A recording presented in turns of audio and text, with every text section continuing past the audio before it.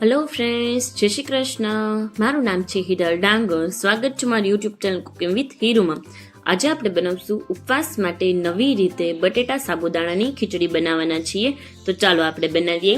એના માટે 1 કપ જેટલા સાબુદાણા લીધેલા છે. સાબુદાણાને આપણે એક બાઉલની અંદર અલગ કાઢી લેશું અને હવે આપણે આને 2 થી 3 પાણીએ સરસ રીતે ધોઈ લેશું, એટલે કે સાબુદાણા જે સફેદ સ્ટાર્ચ હોય એ નીકળી જાય એના માટે.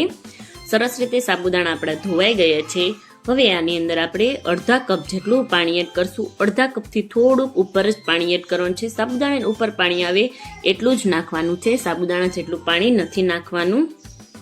ઉપર પાણી આવી ગયું છે એટલું આપણે પાણી નાખી દીધું છે. હવે આપણે આને 2.5 કલાક માટે પલાળીને રાખી દઈશું. 2.5 થી 3 કલાક માટે, એટલે સરસ રીતે સાબુદાણા પલળી જશે. તમે જોઈ શકો છો કે 2.5 કલાક જેવું થઈ ગયું છે. સાબુદાણા સરસ રીતે પલળીને તૈયાર થઈ ગયા છે. આને આપણે થોડાક અલગ કરી લેશું અને હવે આની અંદર આપણે સિંગનો પાવડર એડ કરશું. સિંગનો ભૂકો, કાચી સિંગનો જ ભૂકો લીધેલો છે. તમારે જો શેકેલી સિંગનો લેવો હોય તો તમે લઈ શકો છો. આવી રીતે સાબુદાણાની અંદર નાખવાથી આપણી ખીચડી એકદમ છૂટી છૂટી બનીને તૈયાર થાય છે. જે વધારાનું પાણી હોય છે એ એબ્ઝોર્બ થઈ જાય છે, એટલે કે વધારાનું પાણી હોય છે એ શોષાઈ જાય છે, એટલે સાબુદાણા આપણે એકદમ સરસ રીતે છૂટા છૂટા થઈ જાય છે. હવે એક પેનની અંદર તેલ લેશું. તેલ અત્યારે થોડુંક વધુ લઈ રહી છું કારણ કે આપણે આની અંદર સિંગદાણા તળવાના છે, એટલે થોડાક એવા સિંગદાણા લઈ આપણે તેલની અંદર નાખીને સિંગદાણાને તળી લેશું. કલર ચેન્જ થાય ત્યાં લગી સિંગદાણાને આપણે સરસ રીતે તળી લેવાના છે. સિંગદાણાની જગ્યાએ તમે ખારી સિંગ બનાવેલી હોય તો એ પણ લઈ શકો છો, નહીતર તમે આ તળેલા સિંગદાણા પણ લઈ શકો છો. વધારાનું થોડુંક તેલ કાઢીને 1 ચમચી જીરું એડ કરશું. મીઠા લીમડાના પાન 8 થી 10, આદુ મરચાંની પેસ્ટ એડ કરશું. 2 ચમચી જેટલી આદુ મરચાંની પેસ્ટ. તીખાસ તમારી રીતે, તમારે જે રીતે મરચાં નાખવા એ રીતે. બાફેલા બટેટા એડ કરશું. 2 બટેટા બાફેલા હતા એને લીધેલા છે. છાલ ઉતારીને આપણે લેશું અને હવે આ બધી વસ્તુને સરસ રીતે મિક્સ કરી દઈશું. 1 જ મિનિટ માટે બટેટાને તેલની અંદર સરસ રીતે ચડવા દેવાના. હવે આપણે બધા મસાલા એડ કરશું. સ્વાદ અનુસાર મીઠું નાખ્યા બાદ આપણે સરસ રીતે મિક્સ કરી દઈશું.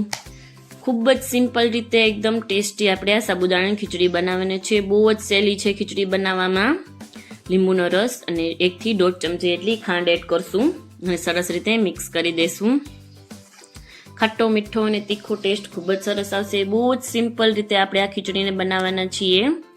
લાલ મરચું પાવડર 1.5 ચમચી જેટલું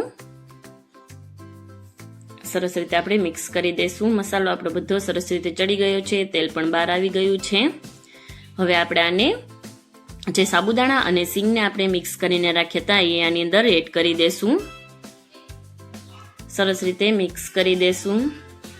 1 થી 2 મિનિટ માટે આને કુકર એમને જ ચડવા દેવાનું છે. સરસ રીતે મિક્સ થઈ ગયા બાદ 1-2 મિનિટ ચડવા દેવાનું. ઉપરથી આપણે કોથમીર એડ કરશું અને આપણે જે સિંગદાણા શેકીને તળીને રાખ્યા હતા એ આની અંદર નાખી દઈશું. મહાશિવરાત્રી આવી રહી છે. તમે આ શિવરાત્રી પર આ જરૂરથી આ બનાવજો. સાબુદાણાની ખીચડી, બટેટા અને સાબુદાણાની ખીચડી નાનાથી લઈને મોટા લોકોને બધાને પસંદ આવશે. જો નાના બાળકો માટે બનાવતા હોય તો તમે થોડુંક ચટણી ઓછી નાખી શકો છો.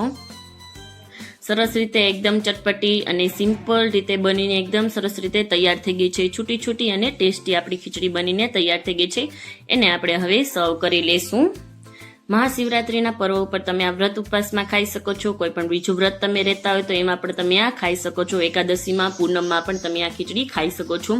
ઉપરથી ગાર્નિશિંગ માટે જે આપણે ફરાળી ચેવડો આવે છે એ મેં લીધેલો છે. ખાલી ગાર્નિશિંગ માટે લીધેલો છે. જો તમારે ન નાખવું હોય તો તમે સ્કીપ પણ કરી શકો છો. સરસ રીતે ગાર્નિશિંગ કરી લઈશું આપણે અને ઉપરથી થોડુંક એવું કોથમીર એડ કરશું. જો લીંબુનો રસ નાખવો હોય તો ઉપરથી તમે લીંબુનો રસ પણ નાખી શકો છો. વચેલા સિંગદાણા છે એને પણ હું સર્વ કરવા માટે નાખી રહી છું. ઉપરથી કોથમીર નાખીને એકદમ સરસ રીતે તૈયાર થઈ ગઈ છે. ઉપવાસ માટે નવી રીતે બટેટા સાબુદાણાની ખીચડી આપણી તૈયાર થઈ ગઈ છે.